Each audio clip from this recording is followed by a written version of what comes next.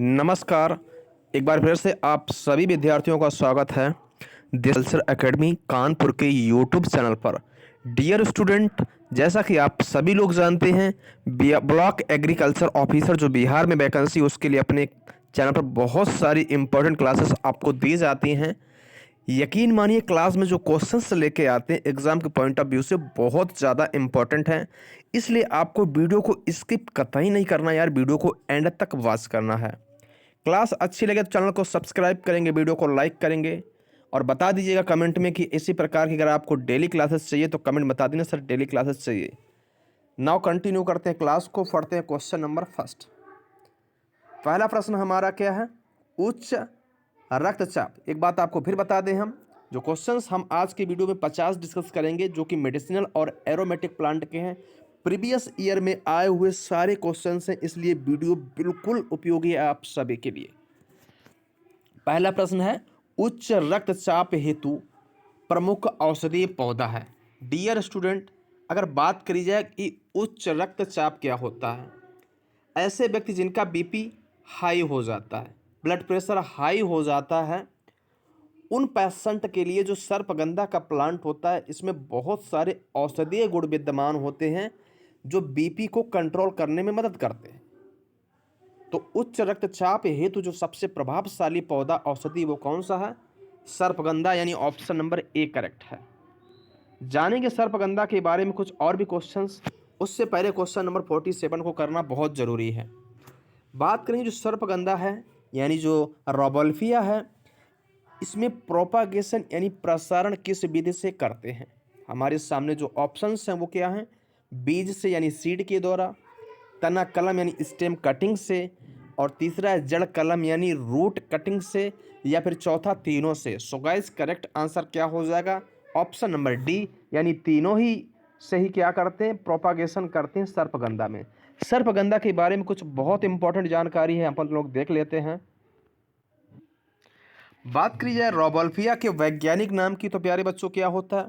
रोबल्फिया सर्पेंटिना। कुल यानी फैमिली की बात करी जाएगी तो एपोसाइनेसी। क्रोमोसोम नंबर यानी 2n नंबर की बात करी जाएगी तो 22, और यूजफुल पार्ट की बात करी जाएगी तो रूट, और ओरिजिन प्लेस की बात करी जाएगी तो दक्षिण पूर्व Asia means south east Asia. तो इन प्रश्नों को भी आप अच्छे से प्रिपेयर कर लें। कंटिन्यू करते हैं क्वेश्चन नंबर नेक्स्ट की तरफ चलते हैं अपन लोग। आगे जो नया क्वेश्चन वो क्या है कि डायोस्कोरिया का उपयोगी भाग क्या है? जो डायोस्कोरिया इसका यूजफुल पार्ट क्या है? कंद, तना, पुष्प या फल? So guys option number A correct है, यानी ट्यूबर इसको बोल सकते हैं। ट्यूबर यानी कंद जो है ये क्या है? डायोस्कोरिया का यूजफुल पार्ट होता है। ऑप्शन नंबर ए करेक्ट है। बात की जाए कि डायोस्कोरिया में कौन से पिगमेंट पाए जाते हैं? सेपोनिन, सेपोजेनिन, सेटिन या यूरेनल? यहाँ पर भी जो राइट आंसर होगा ऑप्शन नंबर बी के साथ करेक्ट आंसर है सेपोजेनिन। डायोस्कोरिया एलाटा की प्रमुख किस्म की बात करी जाए तो कौन सी भैया? डायोस्कोरिया एलाटा की श्रीरूपा, श्रीलता, श्रीप्रिया या फिर तीनों? बता दें आप सभी को, एक वैरायटी होती है रूपा। रूपा किसकी वैरायटी है? तो ये होती अखरोट यानी बालनट की बहुत उपयोगी वैरायटी है रूपा। अगर हमसे बात करी जाए स्वर्ण रूपा किसकी किस्म है, अगर बात करी जाए कि स्वर्ण रूपा जो है वो किसकी वैरायटी है, तो स्वर्ण रूपा गाइस लीची की वैरायटी है। किसकी है? स्वर्ण रूपा जो है यार लीची की वैरायटी होती है। और स्वर्ण रूपा में एक विशेषता होती है कि ये रेसिस्टेंट होती है किसके प्रति? फ्रूट क्रैकिंग, यानी लीची के फल चटक जाते हैं बोरान तत्व की कमी से। लेकिन जो स्वर्ण रूपा वैरायटी है इसमें यह समस्या नहीं देखने को मिलती है। तो काफ़ी अच्छा क्वेश्चन है ये। यहीं पे श्री रूपा की बात करी जाएगी तो डायोस्कोरिया एलाटा करेक्ट हो जाएगा आंसर। डायोस्कोरिया एलाटा के बारे में कुछ इंपॉर्टेंट फैक्ट हैं, उन्हें भी हम देख लेते हैं। अगर बात करें स्टूडेंट कि डायोस्कोरिया जो है इसका बॉटेनिकल नेम क्या होता है, तो डायोस्कोरिया स्पीसीज, क्योंकि डायोस्कोरिया के अंतर्गत कई सारी स्पीसीज आती हैं। कुल यानी फैमिली की बात करी जाएगी तो डायोस्कोरेसी। क्रोमोसोम नंबर यानी 2n संख्या यहाँ पे कितनी है, तो यहाँ पे जो गुणसूत्र आपको देखने को मिलेंगे 20 और 60 देखने को मिलते हैं। उपयोगी भाग की बात करी जाए मतलब यूजफुल पार्ट, अभी हमने पढ़ा ट्यूबर यानी कंद होता है। ओरिजिन प्लेस डायोस्कोरिया का कहाँ पे बच्चों? तो एशिया माइनर यहाँ पे राइट आंसर हो जाएगा। मूव ऑन करते हैं क्वेश्चन नंबर नेक्स्ट की तरफ। छोटा याम या चाइनीज याम, याम मीन्स मेरे भाई क्या होता है? रतालू होता है। यानी जो चाइनीज याम है जो छोटा है ना, या चाइनीज याम, इसका जो है वैज्ञानिक नाम क्या है? Dioscorea alata, Dioscorea rotundata, Dioscorea esculenta. Option B correct है। बी यहाँ पे बिल्कुल सटीक और राइट उत्तर है। मूव ऑन करते हैं क्वेश्चन नंबर नेक्स्ट की तरफ। आगे जो हमारा क्वेश्चन है कि मेंथा का उत्पत्ति स्थान क्या होता है? मेंथा को प्यारे बच्चों क्या बोलते हैं? पेपरमिंट बोला जाता है, या फिर इसी को बोलते हैं पुदीना। इसका जो बोटेनिकल नेम मेंथा आर्बेंसिस होता है, और जो इसका उत्पत्ति स्थान है मेरे भाई वो चीन माना जाता है। कहाँ माना जाता है? चीन। आगे देखेंगे मेंथा की जो सर्वाधिक खेती है वो किस राज्य में देखने को मिलती है? सो गाइस, जो इसकी सबसे ज़्यादा खेती की जाती है वो उत्तर प्रदेश के पूर्वांचल एरिया में ज़्यादा इसकी खेती की जाती है। उत्तर प्रदेश करेक्ट जवाब है। वहीं पे क्वेश्चन नंबर 54 की बात करी जाएगी तो क्या है? गोमती और शिवालिक जो है किसकी वैरायटी है? बहुत इम्पॉर्टेंट, बहुत ज़्यादा इम्पॉर्टेंट। गोमती और जो शिवालिक वैरायटी मेरे भाई किसकी है? मेंथा की है। मेंथा बिल्कुल करेक्ट आंसर हो जाएगा। मेंथा की बात करी जाएगी तो प्रति हेक्टेयर कितना भैया तेल प्राप्त होता है? तो 80 से 100 किलोग्राम मेंथा से ऑयल प्राप्त किया जा सकता है 1 हेक्टेयर में, अगर मेंथा की खेती की जाती है तो। बहुत यूजफुल और इम्पोर्टेंट क्लास है आप सभी के लिए। आगे चलते हैं। आगे question, moving to the next. तुलसी का कुल क्या है? जो तुलसी होती है, जो ऑसिमम होती है, उसकी फैमिली क्या है मेरे भाई? पोएसी, लेबिएटी, एरिडेसी या फिर एपिएसी। तो अगर एरिडेसी फैमिली की बात करी जाएगी तो क्या आंसर होगा? केसर। यानी जो केसर है, जो सेफ्रॉन है, उसकी फैमिली क्या होती है? एरिडेसी, है ना। और एपिएसी को ही अपन लोग क्या बोलते हैं? अम्बेली फेरी। जो कि सौंफ है ना, सौंफ है, गाजर, जीरा, इन सब की फैमिली होती है। अगर बात करी जाएगी बस किसकी बात करें हम लोग? हम अगर बात करें पॉयसी फैमिली किसकी है? काफ़ी इंपॉर्टेंट टर्म है, आपको याद रखना चाहिए।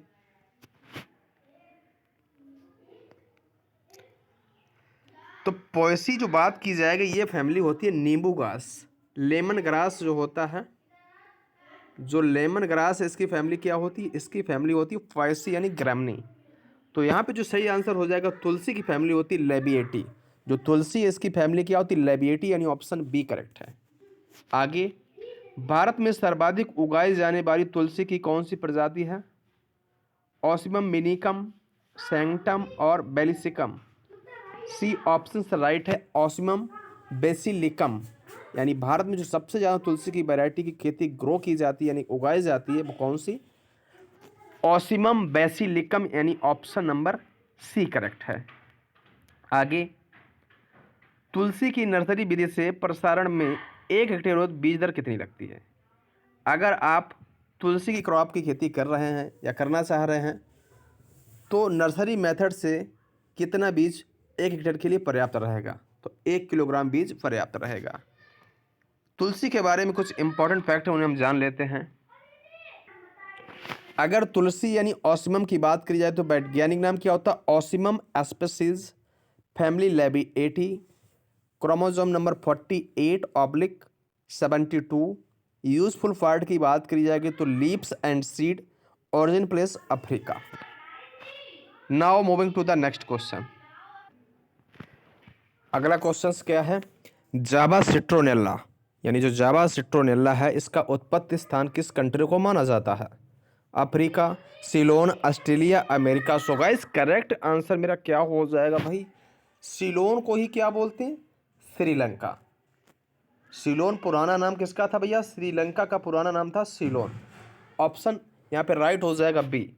आगे प्रश्न देखते हैं, जावा सिट्रोनेला के तेल में कौन सा एलिमेंट पाया जाता है? यानी कौन सा घटक है जो जावा सिट्रोनेला के ऑयल में पाया जाता है? Citronella, geranyl acetate, menthol, eugenol. Answer will be citronella. Citronella यहाँ पे बिल्कुल करेक्ट आंसर हो जाएगा, ऑप्शन नंबर ए। आगे बहुत इंपॉर्टेंट प्रश्न है, लेकिन उससे पहले हम जावा सिट्रोनेला के बारे में कुछ इंपॉर्टेंट फैक्ट जान लेते हैं। अगर बात करी जाए कि जावा सिट्रोनेला के वैज्ञानिक नाम की, तो सिम्बोपोगन बेंटेरेनस, सिम्बोपोगन बेंटेरेनस इसका वैज्ञानिक नाम है। कुल यानी फैमिली की बात की जाएगी तो पॉयसी या फिर गेरमनी, और उत्पत्ति स्थान की बात करी जाएगी तो श्रीलंका यानी सिलोन जिसका पुराना नाम था। क्रोमोसोम नंबर की बात करी जाएगी तो ये नंबर 20 है। और यूजफुल पार्ट की मेरे भाई बात करी जाएगी तो पत्तियाँ यानी लीव्स इसका उपयोगी भाग होता है। आगे चलते हैं क्वेश्चन नंबर नेक्स्ट की तरफ। आगे जो प्रश्न है वो है नया प्रश्न कि खस का उत्पत्ति स्थान किस कंट्री को माना जाता है। खस की बात करी जाएगी, इसको इंग्लिश में बोलते हैं वेटिवर, इंग्लिश में इसको वेटिवर बोला जाता है। तो इसका जो उत्पत्ति स्थान वो इंडिया यानी भारत है, ऑप्शन बी राइट है। और खस का जो यूजफुल पार्ट होता है वो क्या होता है, जड़ होता है। और बात की जाए कि सुगंधा किसकी मुख्य वैरायटी है, तो खस की होती है। जो सुगंधा एक मुख्य वैरायटी है, जो एक किस्म है जो किसकी है, खस की होती है। और जो खस में प्रवर्धन की विधि अपनाते हैं, अगर हमसे पूछा जाए कि जो खस है, खस इसमें प्रवर्धन की कौन सी विधि अपनाते हैं, प्रवर्धन बोले तो प्रोपागेशन, यानी खस में जो प्रोपागेशन के मेथड्स अपनाते हैं उसमें कौन सी विधि, तो खस में स्लिप्स के द्वारा होता है। और 50 से 60 हज़ार स्लिप्स एक हेक्टेयर में जो है लगाने के लिए आवश्यकता पड़ती है। खस से कुछ और इम्पॉर्टेंट पॉइंट जान लेते हैं अपन लोग। वेटिवर की बात करी जाए वैज्ञानिक नाम की, तो वेटिवेरिया जिंजिनोइड्स। कुल की बात करी जाएगी तो पॉयसी। क्रोमोसोम नंबर की बात करी जाएगी 20। और उपयोगी भाग भाग क्या होता है, खस यानी जो वेटिवर है इसका यूजफुल पार्ट क्या होता है, वो रूट होती है यानी जड़ें। और उत्पत्ति स्थान इसका जो है इंडिया देश को माना जाता है। आगे चलते हैं क्वेश्चन नंबर नेक्स्ट की तरफ।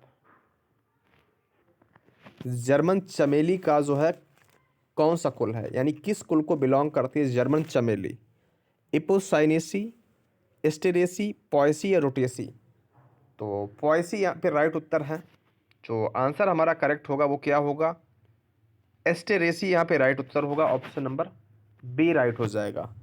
जर्मन चमेली में कौन सा रासायनिक तत्व विद्यमान होता है, तो कैमेजुलिन। कैमेजुलिन जो है जर्मन चमेली में जो है ये पिगमेंट या फिर एलिमेंट पाया जाता है। नेक्स्ट क्वेश्चन है कि पामा रोजा का यूजफुल पार्ट क्या होता है। पामा रोजा का यूजफुल पार्ट मेरे भाई क्या होता है, पत्ती यानी लीव्स होता है। मोतिया और सोफिया काफ़ी इंपॉर्टेंट वैरायटी है। मोतिया और सोफिया ये किस्म किसकी हैं, तो ये पामा रोजा की होती हैं। मोतिया और सोफिया जो वैरायटी हैं ये पामा रोजा की बहुत इंपॉर्टेंट वैरायटी है। आगे चलते हैं क्वेश्चन नंबर नेक्स्ट की तरफ। 1 हेक्टेयर में पामा रोजा लगाने हेतु बीज की आवश्यकता कितनी पड़ेगी। अगर 1 हेक्टेयर में आप पामा रोजा की खेती करना चाह रहे हैं तो सीड कितना रिक्वायर्ड चाहिए आपको, तो वो चाहिए हमारा 2 से 2.5 किलोग्राम। यहाँ पे बिल्कुल सटीक उत्तर है ऑप्शन नंबर ए। आगे चलते हैं प्रश्न नंबर नेक्स्ट की तरफ। नींबू घास का उत्पत्ति स्थान कहाँ पे है, यानी जो लेमन ग्रास है इसका ओरिजिन प्लेस कहाँ पे माना जाता है, भारत, पाकिस्तान, जापान, चाइना। तो सीधे ऑप्शन दिया गया भारत करेक्ट है। यहाँ पे भारत बिल्कुल राइट उत्तर है। लेमन ग्रास यानी जो जिसको बोलते हैं हिंदी में नींबू घास, उत्पत्ति स्थान इसका भारत है। जो लेमन ग्रास है यानी जो नींबू घास है इसके तेल में कौन सा तत्व पाया जाता है, तो अपन लोग सीधे से जानते हैं नींबू का मतलब सिट्राल से होता है, तो सिट्रल करेक्ट आंसर हो जाएगा। और कृष्णा और कावेरी काफ़ी इंपॉर्टेंट वैरायटी है नींबू घास की, यानी जो लेमन ग्रास है, जो लेमन घास है इसकी 2 वैरायटी बहुत ज़्यादा इम्पॉर्टेंट हैं, कृष्णा और कावेरी, ठीक है ना। और उत्पत्ति स्थान भारत है। और नींबू घास जो है इसमें सिट्रल नामक जो है एलिमेंट पाया जाता है। फिर भी नींबू घास यानी लेमन ग्रास के कुछ इंपॉर्टेंट फैक्टर हैं उन्हें भी जान लेते हैं। वैज्ञानिक नाम की बात करी जाएगी तो क्या है भैया, सिम्बोपोगन फ्लेक्सोएसस। सिम्बोपोगन फ्लेक्सोओसस जो है नींबू घास का वैज्ञानिक नाम है। फैमिली पॉयसी है। क्रोमोसोम नंबर 20 है। यूजफुल पार्ट लीव्स यानी पत्तियां हैं। और उत्पत्ति स्थान जो है इसका इंडिया है। ये फैक्ट्स भी आपको आने चाहिए। आगे चलते हैं क्वेश्चन नंबर नेक्स्ट की तरफ। जेरेनियम किस कुल का पौधा है, जेरेनियम की आपसे फैमिली पूछी गई है, तो जेरोनियसी यहाँ पे राइट आंसर हो जाएगा ऑप्शन नंबर डी, बिल्कुल सही जवाब है। जेरेनियम का जो ऑयल होता है इसमें कौन सा घटक विद्यमान होता है? तो इसमें दो घटक होते हैं, जेरेनियल और सेट्रोनेला। इस हिसाब से फिर जो ऑप्शन सही हो जाएगा सी करेक्ट हो जाएगा। हेमंती और कुंती बहुत ज़्यादा इम्पोर्टेंट। हेमंती और कुंती किसकी वैरायटी है? तो जेरेनियम की होती हैं, ठीक है। आगे बहुत अच्छा प्रश्न आ चुका है। कौन सा औषधि पौधा जिसको विंटर सेरी के नाम से जानते हैं? ऐसा कौन सा मेडिसिनल प्लांट है जिसको विंटर सेरी के नाम से जानते हैं? अश्वगंधा। अश्वगंधा को विंटर सेरी के नाम से जाना जाता है। अश्वगंधा की उन्नतशील किस्म की बात करी जाए तो कौन सी है? पोसिता। यानी जो पोसिता वैरायटी है ये अश्वगंधा यानी विंटर सेरी की बहुत फेमस वैरायटी है पोसिता। और जो विंटर सेरी है यानी जो अश्वगंधा है इसमें कौन सा एलिमेंट विद्यमान होता है ये भी आपको बताना है। तो बिथाइनिन। बिथाइनिन जो कंपोनेंट है वो फाउंड होता है किसमें? वो होता है विंटर सेरी में। मूव ऑन करते हैं क्वेश्चन नंबर नेक्स्ट की तरफ। अश्वगंधा की जड़ों की प्रति हेक्टेयर औसत उपज कितना है? तो जो विंटर सेरी है इसकी जो पर हेक्टेयर जो यील्ड है रूट्स की वो कितनी है? 10 to 15 क्विंटल पर hectare. Option number B correct है। आगे है सताबर किस कुल का मुख्य पौधा है? काफ़ी इंपॉर्टेंट है। सताबर की हमसे फैमिली पूछी गई जिसको अपन लोग एस्पेरेगस के नाम से जानते हैं, एस्पेरेगस के नाम से जानते हैं सताबर। तो इसकी फैमिली क्या होती है? लिलिएसी होती है। और सताबर में जो मुख्य कंपोनेंट वो कौन सा होता है? सेपोनिन। सेपोनिन किस में पाया था? सताबर में। आगे चलते हैं क्वेश्चन नंबर नेक्स्ट की तरफ। सफ़ेद मूसली जो होती है उसका यूजफुल पार्ट क्या है? तो कंद यानी ट्यूबर।